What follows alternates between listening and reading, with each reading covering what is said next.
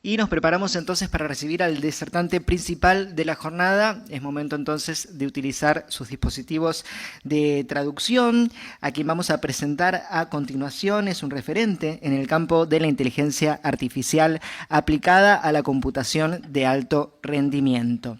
Se desempeña como científico senior e investigador principal en el MIT Lincoln Laboratory, donde lidera el Centro de Supercomputación, una unidad clave en el desarrollo de infraestructuras avanzadas para inteligencia artificial. Además, colabora estrechamente con el Computer Science and Artificial Intelligence Laboratory, uno de los principales centros de investigación del mundo en aprendizaje automático y ciencia de datos. Su trabajo combina tres focos estratégicos: optimización del procesamiento de datos a gran escala, eficiencia energética en la inteligencia artificial y desarrollo de arquitecturas resilientes y escalables para el entrenamiento de modelos fundacionales. Recibimos entonces muy cálidamente al orador principal de la jornada de esta segunda cumbre, al doctor Vijay Garipalli.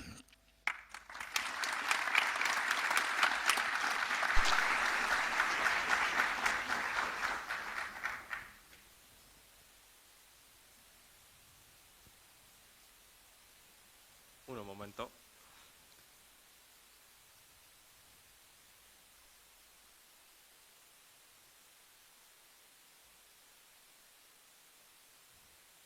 Bien. Soy Vijay Garipalli, soy el director de tecnología y radio y científico senior en el MIT. Mi español no es muy bueno. Estoy muy entusiasmada de estar aquí y como no es bueno mi español, así que les pido que me permitan presentar en inglés para que su beneficio. Los quiero agradecer por su bienvenida.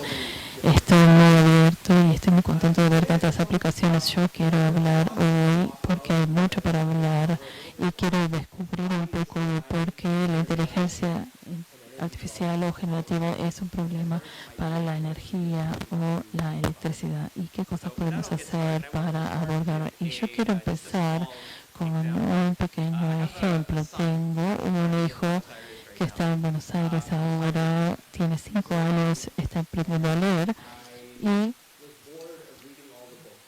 y se aburre de leer todo lo que tenía. Es aburrido, esto no, esto no, esto no. Entonces le hice una pequeña una aplicación del iPad. Pues, es muy simple, puede incluir lo que él quiere en la historia, puede hablar también y va a generar una historia con fotos, con imágenes. Les encanta leer y crea muchas historias con sus primos, todos están jugando con su iPad.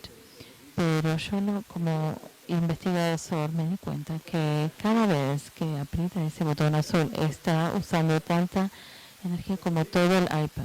Pero la diferencia es que no lo vemos porque en algún lugar en Virginia seguramente este procesamiento está siendo llevado a cabo y está ocupando tanta energía.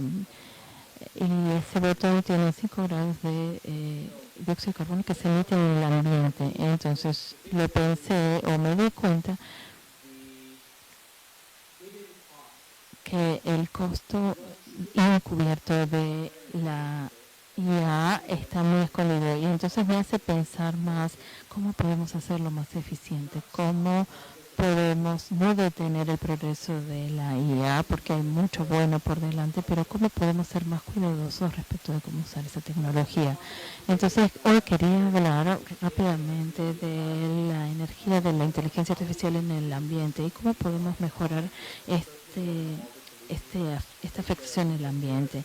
Tal vez acá hay personas en la universidad o en las universidades que pueden empezar a abordar estos problemas y ayudar a solucionarlos. Gente de la provincia, la gente del conocimiento, la gente del gobierno y todos cómo podemos trabajar juntos para solucionar estos problemas. Este es un lugar donde nosotros podemos trabajar juntos y cooperar unos con otros. Estas son oportunidades importantísimas. Y les voy a dar una introducción por qué la inteligencia artificial es mala, pero sí quiero decir o resaltar también los puntos positivos de la IA. Quiero hablar algunas de estos beneficios o aplicaciones de IA que pueden ser relevantes para la gente que está en esta habitación. Y podemos hablar respecto de si quisiéramos expandir centros de datos, cuáles son implicaciones prácticas para la empresa. Nosotros desplegamos muchos y muchos equipos de inteligencia artificial en todo el mundo y quiero hablar también de cuáles son las consideraciones o pensamientos y algunas ideas de cómo hacer ese un destino para poder implementar aquí las nubes de trabajo mundiales. Voy a tratar de hacerlo una vez más.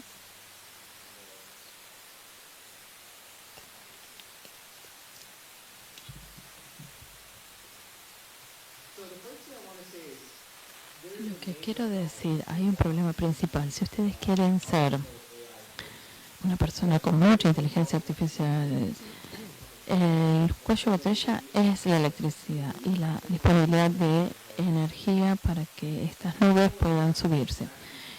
Por ejemplo, tengan que el chat GPT usa tanta energía como 20 casas en cualquier momento. Así que si ustedes están interactuando con chat GPT, están usando 15 a 20 kilowatts en ese momento para poder operar y no se dan cuenta de eso porque de nuevo pasa en algún otro lugar.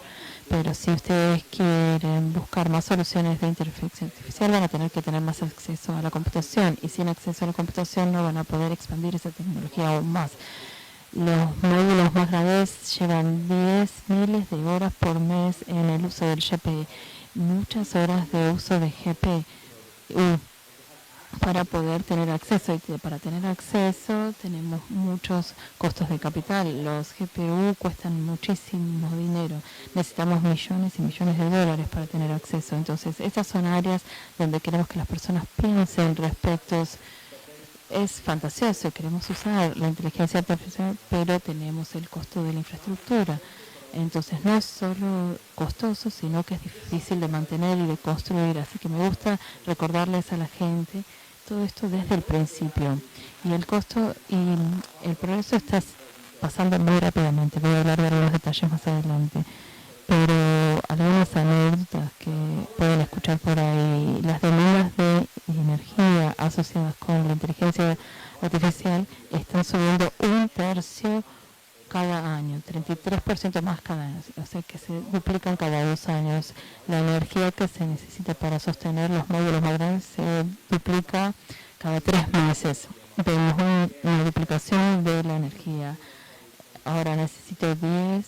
En 3 meses necesito 20 kilowatts para tener lo mismo. La conversación con el chat GPT usa una botella de agua. Así que están hablando de la escasez del agua y tratar de conservar el agua. Entonces esto nos ya iría ayudando. Y si genera una demanda, usan tan energía como cargar su teléfono. Entonces todos acá que va y crea estas fotos fantásticas en ChatGPT, piensen en el consumo y también usa tanta energía como un pequeño país. En algunos años parece que va a ser el tamaño de Japón, así que es mucha agua porque sería el consumo de agua que interesa a todo un país como Japón, porque el problema sería pensar por qué está pasando y son dos cosas que están pasando al mismo tiempo. Me gustaría que este puntero funcionara porque está bueno para eso. Déjenme ver si puedo usar este de acá, a ver. Entonces, para los primeros 50 años, la IA no es nueva, ha estado alrededor desde 1950. De hecho, por la primera vez, la forma en que se mide la IA es qué calidad, qué cosas distintivas tienen. Sí, les voy a mostrar en esta en este eje X acá. Voy a volver atrás unos 60, 70 años. Y en los primeros 60 años acá los módulos se doblaban. El número de pesos, los números de números que describían el módulo se duplicaban cada 2 años o más. Y el rendimiento de la computadora se duplicaba a esa misma velocidad. Entonces la explosión y la necesidad de energía necesaria en algún momento es cuando nosotros usamos nuestro procesador o cuando hacemos uso de nuestra IA. Entonces, como Alex Khrushchev y Jeffrey Kittle, nuestra empresa fue fundada en Toronto. Ahí es donde trabajamos con ellos en la etapa más temprana. Tuvimos el primer laboratorio cerca de la Universidad de Toronto, antes de que ellos construyeran algunos de los modelos de procesamiento de imágenes principales o primarios.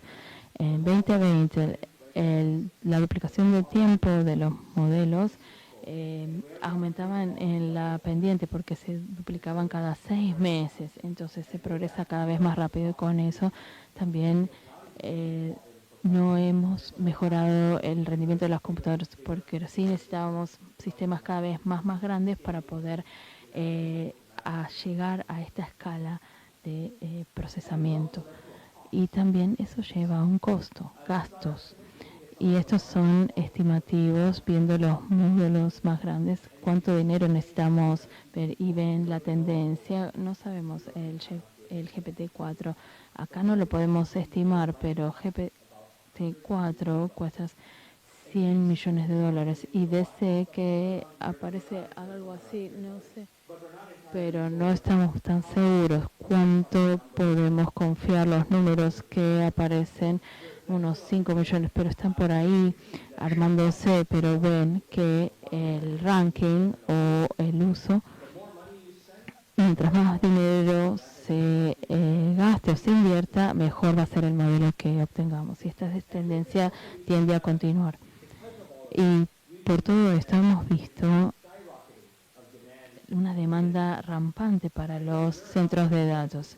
Como empresa queremos desplegar 2 megawatts o algo así de capacidad de centro de datos, pero para nosotros es difícil porque es difícil encontrar lugares donde podríamos encontrar un lugar donde desplegar nuestro sistema. Tenemos un centro de datos de $30 millones que estuvieron esperando ahí porque no teníamos lugar a donde ubicarlos. Entonces, tenemos una demanda de centro de datos, pero no tenemos los lugares. Entonces, en Estados Unidos, este es un aspecto que es el mercado más grande de centro de datos. Estamos muy preocupados por su ubicación y también por el consumo de energía, porque va a ser 10% del consumo de la energía de todo el país. Y tenemos que ver para dónde quedaría Texas, porque es el estado de producción de petróleo y gas más importante. Entonces, también puede ser parecido a lo que podamos ver acá en el mercado argentino. Acá tienen una variedad de fuentes de energía que están llegando al mercado. Y haciendo algunos números rápidos, ¿dónde está el mercado del centro de datos? El 50% del mercado podría estar acá, y si extrapolamos algunos de los números pueden ver que el uso de centro de datos es 150 millones de uso de millones de energía y millones de litros de agua. Y les recuerdo que esto está yendo muy rápido y se va a duplicar al final de la década. Entonces, la pregunta es ¿cómo podemos hacer un modelo escalable? ¿Cómo podemos mejorar en este mercado? ¿Cómo podemos aprovechar las ideas de la IA y de los modelos de IA sin tener que imponer un impuesto a la gente y al ambiente por eso? Yo sé que hay muchas nuevas fuentes de energía, son parte de la solución, sí, pero a la misma vez no lo vamos a poder agregar tan rápido como esta tecnología está desplegándose. Entonces, en Estados Unidos llevo 6 años para que las nuevas energías lleguen al mercado, y las tecnologías, estas se mueven mucho más rápido. Entonces, sí van a poder refinar o traer fuentes de energía nuevas a la línea, pero ahora hay que satisfacer la demanda inmediata. Así que no pueden esperar muchos años. Así que sí tenemos que asegurarnos de que tenemos que tener un balance entre el aumento de la energía que se usa y el proceso o el progreso para no perdernos en el camino. Nosotros en nuestro grupo tenemos gente con distintos antecedentes, economistas, y acá, por ejemplo, si ustedes hacen algo más barato, es una paradoja Genius, ¿alguien la escuchó? Es un principio económico cuando ustedes mezclan algo económico o fácil de obtener, el uso aumenta. Y eso puede ser que haga aumentar el uso de la IA. Si tienen más centros de datos o más centros, van a usar más. Y siempre va a haber un punto de inflexión donde eso nos vuelva rápido. Entonces lo vimos desde el punto de vista de la academia y del punto de vista económico, sin tener en cuenta las opiniones. Sí, era una tecnología poco costosa que entró al mercado muy rápidamente. Vimos un aumento increíble en nuestras demandas allá afuera. Y tenemos mucha gente de la prensa o del informe, no tenemos que ocuparnos más porque soluciona el problema. No, y hace el problema mucho más difícil porque siempre va a estar este juego de escalación. Cuando lo hacen menos costoso, lo hacen llegar al mercado, eso no necesariamente significa que el neto disminuya. Yo les voy a mostrar acá los puntos de adopción de AI, pero sí se quedó mucho atrás. En nuestras empresas 20% lo usan de manera seria, porque usar solo el ChatGPT no cuenta. Mucha gente la usa en sus operaciones de negocios por una variedad de razones. Entonces, cuando eso comienza a aparecer, vemos un gran aumento en el uso. Y lo último es el impacto que tiene en el ambiente, que es severo. Estamos viéndolo en todo el mundo y mucho de esta investigación vio que se estaban cerrando centros de datos en el Reino Unido porque la temperatura estaba muy baja, no había suficiente energía disponible. Y me gusta hablar de eso. Hacemos mucho trabajo en la eficiencia energética y hay personas que se puede ver esto también en Estados Unidos, que no creen en el cambio climático y en el impacto ambiental. Aún si no creyeron en él, aún así es más barato hacer que sus procesos se hagan de manera ambientalmente amigable. Así que aún si están ocupados o preocupados por el ambiente, pero si están preocupados por el dinero, sí tienen que usar esta tecnología y les va a resultar útil. Voy a hablar de los impactos donde la inteligencia artificial puede ser buena, porque uno de nuestros clientes, una empresa que publicaron esto en la COP4 28 y generaron esta aplicación ChatGPT climática asociada con el cambio climático y usaron el ChatGPT para ayudar a los investigadores a construir nuevas tecnologías para responder las preguntas del cambio climático. Y ahí fue un lugar donde ha sido utilizado ampliamente para ayudar al ambiente en general. Y estos son algunos de los trabajos que presenta la UBA, donde la tecnología IA se usa para la creación de nuevas fuentes energéticas, porque podemos hacer algo mejor en la forma en que operamos las tecnologías. ¿Por qué la IA usa tanta energía y por qué es un problema? Esta es una foto de nuestro centro de datos, unas instalaciones de 2 megawatts en Raleigh, en el norte de Carolina, en Carolina del Norte, y la razón es muchas computadoras. Necesitamos millones, trillones, cuatrillones de megawatts para hacerse. Y estos procesadores, 700 kilowatts a 1 megawatts cada uno, cerca del el centro de datos no nos resulta eficiente. Uso esta foto por dos razones. Porque la primera es interesante porque les hace ver cómo se ve un centro de datos, y la otra es porque está vacío, y la razón por eso es porque es ineficiente, no podemos poner más equipo ahí. Entonces el lugar está lleno en un tercio nada más, no podemos sumar más equipos por la ineficiencia.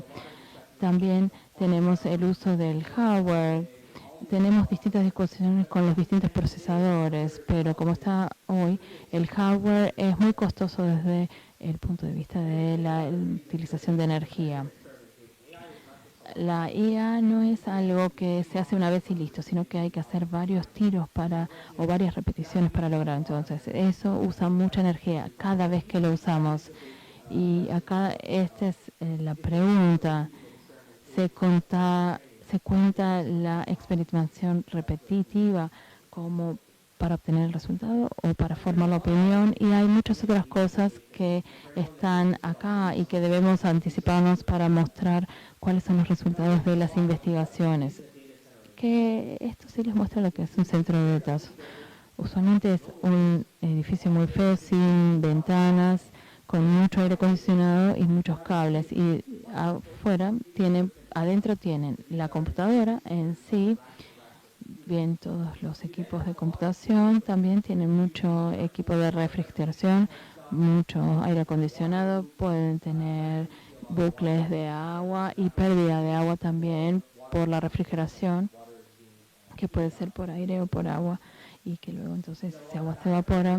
Tienen muchos generadores de soporte, muchas baterías, UPS para alimentar, y luego también equipo de redes, y esa unidad también está conectada a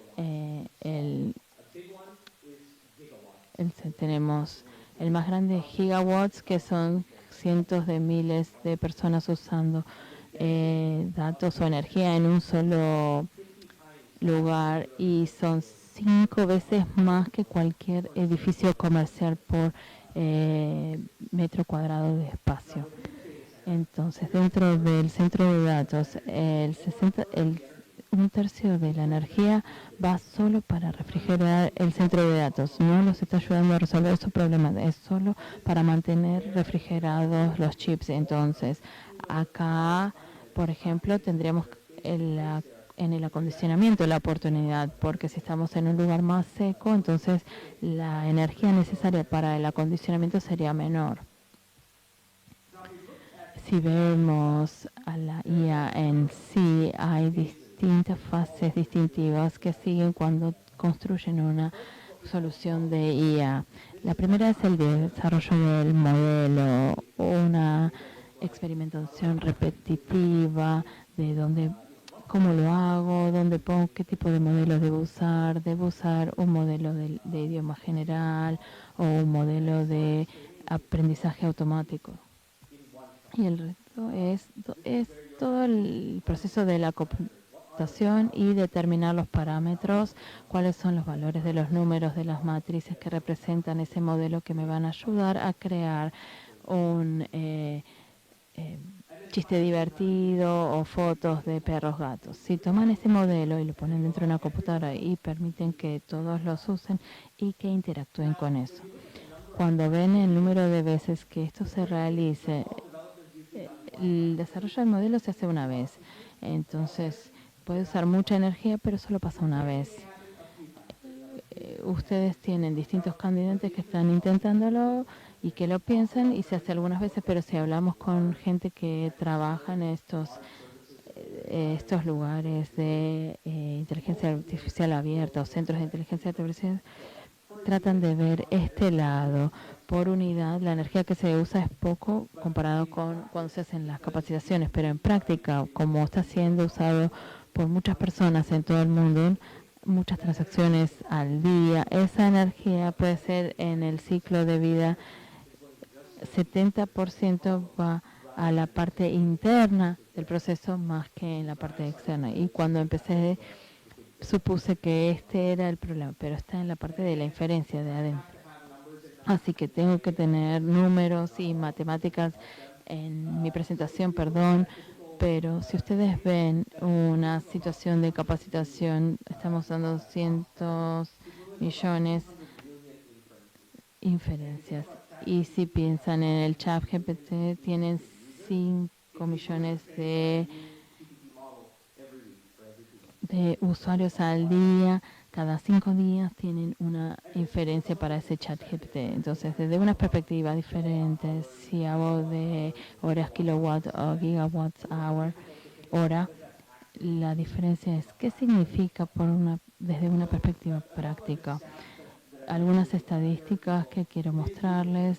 En la búsqueda de Google usa 10 veces la energía que necesitaba más que hace unos años.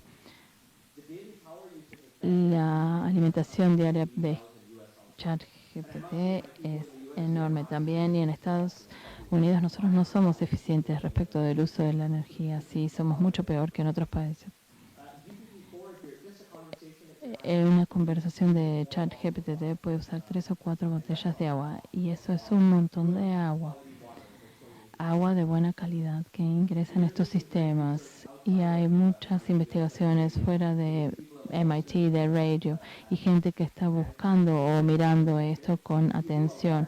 Si ustedes hacen cargar muchos textos o cargas de Tesla, la carga de ese Tesla, una vez que utilizan muchos de esta energía, entonces cada vez que generan una imagen utilizando en estas herramientas, es como manejar su auto unas 4 millas en términos de emisiones. Y para esta presentación yo usé varias de estas generaciones de imágenes, pero tengo que pensar en la energía que uso. Hay distintos modelos, y estos nuevos modelos como ChatGPT o 1, 3 usan más energía, suenan mejor y sonaban bien, pero si los combinan o los comparan con los más tradicionales, el uso de energía es enorme. Van a usar 1.003 horas de kilowatts, y ChatGPT 01 es casi 1.000.000 de unidades de energía más. Todo esto pasa muy rápido, entonces podemos ser más inteligentes en la manera en que usamos estas energías.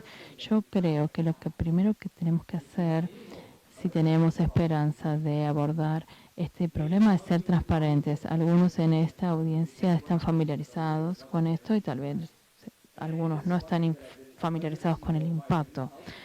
Cuando ustedes hablan con la gente de esto, entienden y dicen, sí, debo ser cuidadoso. Nadie quiere afectar el medio ambiente con ese propósito. Entonces, tenemos que proporcionar datos o telemetría de datos general. Cuando ustedes interactúan con estos sistemas, ¿cuáles son las emisiones de carbono de usar eso o de ese evento? Tenemos que hacer algunos experimentos. La gente, cuando nosotros se lo decimos, la gente directamente ajusta su conducta. A ver, vamos a tratar de mejorar esto. Entonces, ellos lo hacen con más cuidadosamente, y no hago 10 clics para obtener una respuesta. Voy a tratar de mejorar mis instrucciones para que mi respuesta llegue más rápido. Porque cada vez que usan estos sistemas también están pagando un costo, así que reducen el uso de energía y el costo. Pero si nosotros no lo medimos, como la mayoría de las comunidades en este momento, no sabemos por dónde empezar a reducir, porque no podemos reducir lo que no conocemos. Así que lo que tenemos que hacer es que los sistemas de IA sean más eficientes. Y es obvio el primer punto. Por ejemplo, hacer que las instrucciones sean más mejores, hacer mejor uso de nuestras computadoras, elegir las distintas o el menor número de opciones para solucionar, usar menos nuestra computadora, nos ayuda a reducir. También podemos reducir la intensidad del uso por cada kilowatt de hora de energía que usamos, obtener mejores resultados, ir más con 1 litro de nafta, conducir más lejos, o un galón. ¿Cómo podemos hacerlo? Si hay algunos enfoques que ustedes pueden tener, por ejemplo, tener un mejor hardware. Se está haciendo un gran trabajo con distintos tipos de procesadores que pueden funcionar mejor. Hemos hecho algunos experimentos en el proceso de neuromorphic que pueden mostrar mejores rendimientos por la misma unidad de energía, pero hay muchas oportunidades para pensar fuera de la caja, buscando otras tecnologías de procesamiento que pueden hacer un trabajo mejor. Otra cosa, si están focalizados en el ambiente es buscar energía de baja emisión de carbono. No toda la hora kilowatt tiene la misma emisión de carbonos. Hay que variar. Si eso varía todo el tiempo. Entonces, ¿cómo lo usamos? Como un árbitro para que nosotros podamos estar en lugares donde el uso de kilowatt hora tenga menor emisión de carbono. Tiene beneficios muy interesantes. Y el último, que es muy nuevo, y estamos formando una nueva empresa, creo que hace 2 semanas la creamos, es automatizar los centros de datos. Es cómo nos aseguramos de que los centros de datos, la generación de energía y la inteligencia artificial se comunican, porque cada grupo, si no, es independiente. Si ustedes optimizan uno, tal vez los otros dos no. Tal vez la optimización de uno no necesariamente sea la optimización del otro. Entonces, ¿cómo unimos estos grupos? Algo que es complicado. ¿Y cómo lo hacemos a través del software para permitir que estos grupos trabajen juntos? Así que si la empresa les dicen que tienen que reducir el uso de energía o de agua, tienen las herramientas y la oportunidad de hacerlo automáticamente, porque ustedes pueden ajustarlo para que eso suceda. Y uno de los ejemplos de investigaciones que hicimos el año pasado es el uso de la computación que se usa acá. Y nosotros son los cambios de parámetros, y lo hicimos para la industria farmacéutica para el descubrimiento de distintas drogas, porque vienen con un compuesto que pueden venir juntos para tratar una enfermedad en particular o un problema en particular. Y estos compuestos no son más que números o letras, parecen como una palabra, pero en vez de ser español, inglés, son moléculas.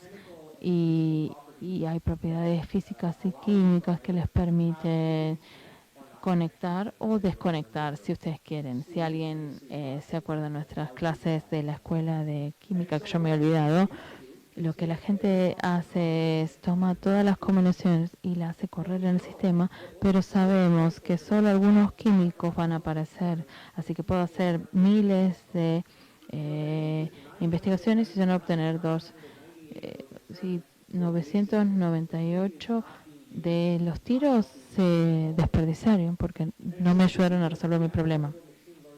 Entonces, si agrego esta máquina de aprendizaje automatizado, va a seguir la curva de pérdida que el modelo estaba generando, va a monitorear cómo funciona, y uno que funciona bien lo puede terminar ahí y sacar, y no tenemos que seguir haciendo tiros o ciclos nuevos para descubrirlo. Y parece muy sencillo, pero cuando obtuvimos los resultados, reducimos 80% del uso de la computadora sin tener el resultado final, pero sí podíamos quitar el 80% que no nos iba a servir. Así que nos dio mucho entusiasmo porque pudimos ver, fuimos capaces de reducir el uso de la energía en menos tiros. Y lo hicimos menos costoso y lo hicimos mucho más rápido.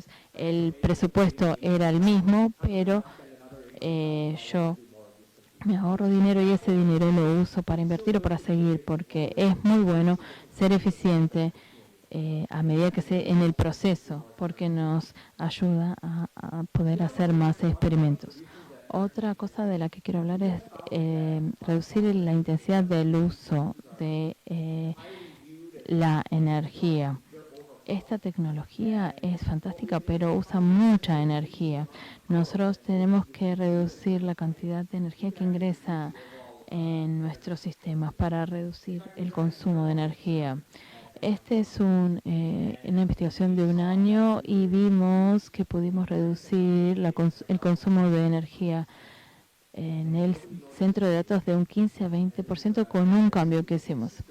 Era un grupo de investigadores, pero tiene mucho efecto, y hablé con gente de Dell sobre esto y lo hago por default. Y la razón por la que hacen, por el ambiente, no les puede importar menos, porque si no reducen la cantidad, sí les importa, perdón, no quise decir eso, pero la razón obvia por la que la hacen es porque ayuda a que su hardware sea más confiable, porque reduce la temperatura del equipo en uso, y eso es muy bueno para el ambiente también.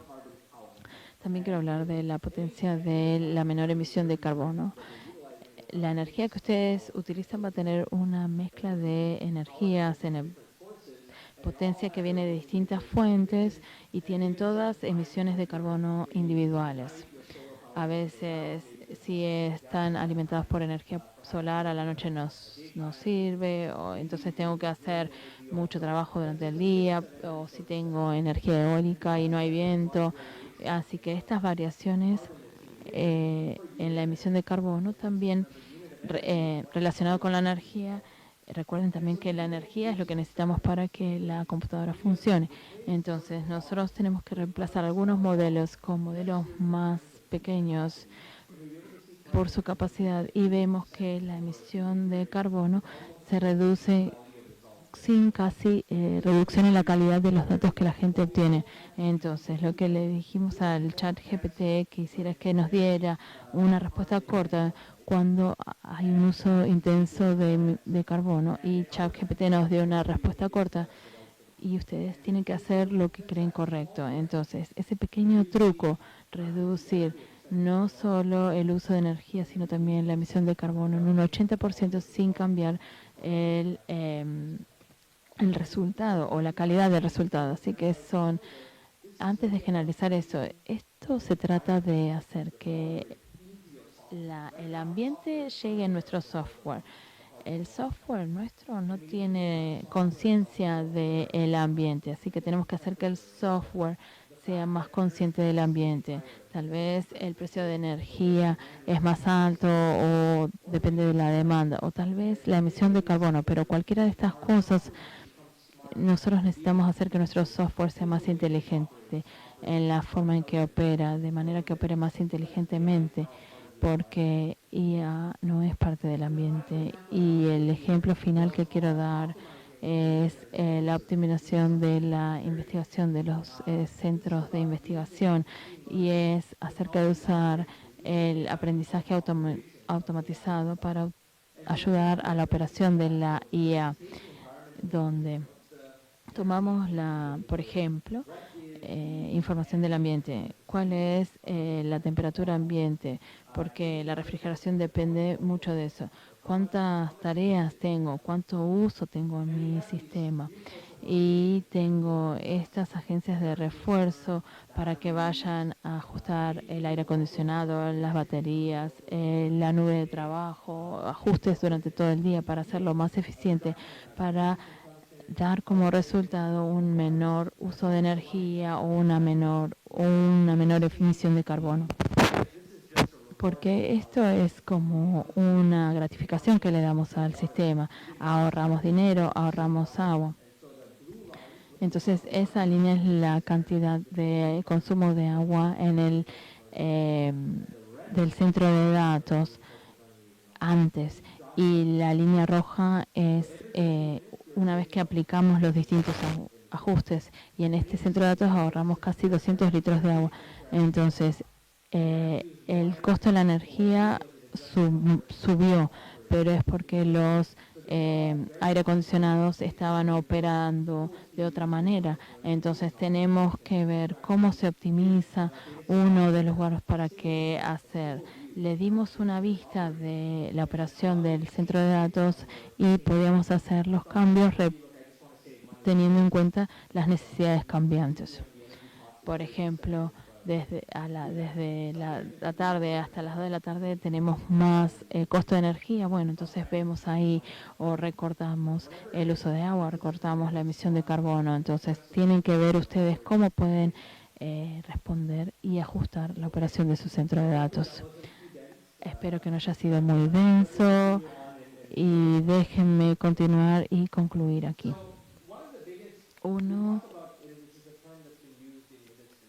Este es un término que usamos en la industria, que Red AI y Green AI. Es cuando se usa mucha energía. Cuando hablo tan rápido, lo hago un poco menos rojo, más eficiente, menos peor. Y cuando usamos el verde, ahí, ¿cómo yo uso la inteligencia artificial para ayudarme? Entonces, un ejemplo podría ser el ejemplo del GPT de clima. Y vengan acá, o hay algunos ejemplos que están viniendo acá en Argentina que pueden llegar. Tenemos unas propuestas que están funcionando, que están en este momento siendo investigadas. Mi perspectiva como un outsider, puedo ver o decirles a dónde están las oportunidades. Es un nivel alto y he hablado con la gente en el sector de energía donde la inteligencia artificial puede ayudar, y esto no depende de las propuestas. Yo uso mi propio aprendizaje automatizado para descubrir distintas propuestas en distintas áreas. Yo no sé si es por el diseño o solo la solución salió así. Y había distintas propuestas en cada una, así que sea que lo usen para optimización en el uso de agua o exploración y perforación, seguridad, distintas políticas de quejas, etcétera. No las he visto, pero sí tengo varias anécdotas con gente con la que he hablado, y me gusta mostrarles esta filmidad porque así les muestro de dónde vienen mis referencias. El recorte del uso del agua, el 50% usando reciclado de agua en una perforación de pozo. Ser capaz de mejorar el monitoreo y la logística, porque pude buscar los puntos donde el agua se usaba con más frecuencia o más cantidad de agua. Para las operaciones de petróleo y gas, esta aplicación puede tener un gran uso. También para exploración y perforación hay mucho de mantenimiento sísmico, y algunas propuestas también aparecen para optimizar dónde están los pozos y dónde ustedes ponen sus recursos y sus activos, y esta es otra oportunidad o lugar de oportunidad donde puede usar esta opción de IA roja o IA verde, donde lo pueden hacer mucho más fácil su uso y más efectiva. Y el más popular acá, la mayoría de las propuestas eran operación y mantenimiento, porque son una de las áreas donde la inteligencia artificial puede funcionar, porque tenemos distintos números. Nosotros nos vienen con muchos números y tratamos de tomar una decisión rápida. Ese es un buen punto para la IA, porque podemos hacer una referencia al mantenimiento y tratar de tener distintas soluciones que nos permitan obtener soluciones efectivas para que nosotros obtengamos el prototipo de diseño que sea más efectivo. ¿Y quién no quiere que esta gente sea segura? Porque todos queremos que nuestra vida sea mejor y nuestra experiencia de trabajar en este espacio también sea buena.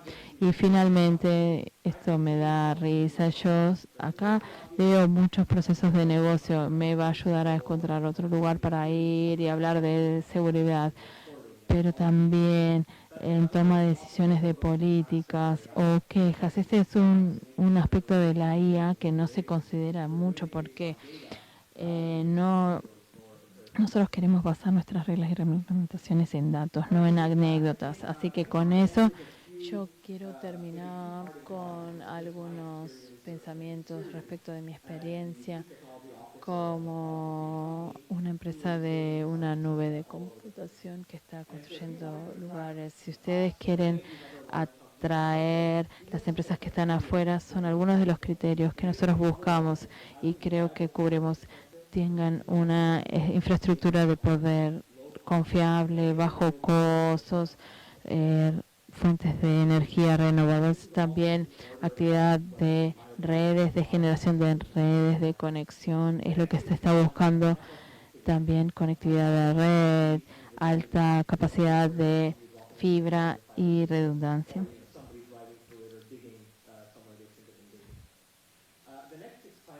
La siguiente es el clima, que el clima fresco y humedad baja a moderada, porque si no necesitaría mucha agua. Y no quiero ir a hablar de todo esto uno por uno. Tampoco quiero hablar de huracanes y tifones, sí, porque si no, no tsunamis. No queremos, idealmente no queremos ningún desastre natural, porque si están en una área de terremotos, sí, no queremos perder nuestro equipo, sí tenemos que tener en cuenta las reglamentaciones, tener acceso a talento y también sustentabilidad con el ambiente que está al fondo, pero no debería. Y también en Neuquén estoy viendo que está sucediendo y algunas comparaciones con distintos mercados en el mundo. Y en el papel, de nuevo, no soy alguien del área o del riñón de los negocios, pero ciertamente en papel sí se ve como una locación atractiva para construir nuevos centros de datos y también rápido en términos, si ustedes están construyendo centros de datos, ¿cuáles son las formas de nubes de trabajo que deben construir? Las nubes de trabajo necesitan acceso a mucho uso de computación y no es muy sensato en tiempo de los trabajos cómo se llevan a cabo. Entonces tienen requerimientos de cargas de trabajo más altas. Entonces los centros de datos tienen que tener esto en cuenta en su toma de decisiones. Tenemos centros de datos que están donde es más barato, donde la tierra es más barata y la energía es más barata, y otros que están en ciudades porque queremos tener acceso rápido. Este es un desafío y yo lo voy a proponer y voy a darles las sugerencias. Si ustedes están tratando, uno de los desafíos más grandes es conseguir datos de todo el mundo. La gente quiere saber que sus datos están protegidos, que si hay algún reglamento que tenga que tener en cuenta, pero a veces estos países no tienen lugares para expandir sus centros de datos, entonces pueden ayudar a estos países a que sus datos estén en un lugar solventable. Entonces, a nivel alto, los datos de una embajada pueden estar en un consulado o en alguna oficina oficial de ese lugar, pero los requerimientos son controles físicos importantes. Esto quiere decir que tienen la energía, tienen la seguridad, algo que quieren tener en un edificio de alta seguridad. El grande es la jurisdicción, lo que significa que si ustedes tienen una embajada, sus datos, la jurisdicción va a ser de toda la nación y está en la jurisdicción de la embajada de ese lugar. Si es un país europeo, que sea Suiza o Luxemburgo, va a tener jurisdicción sobre esos datos, entonces van a poder mandar su gente con acceso directo. Así que no es solo un aspecto comercial, pero necesito involucrar también a los gobiernos y la protección de esa nación o cómo trata esos centros de datos tiene que ser como una embajada de un país.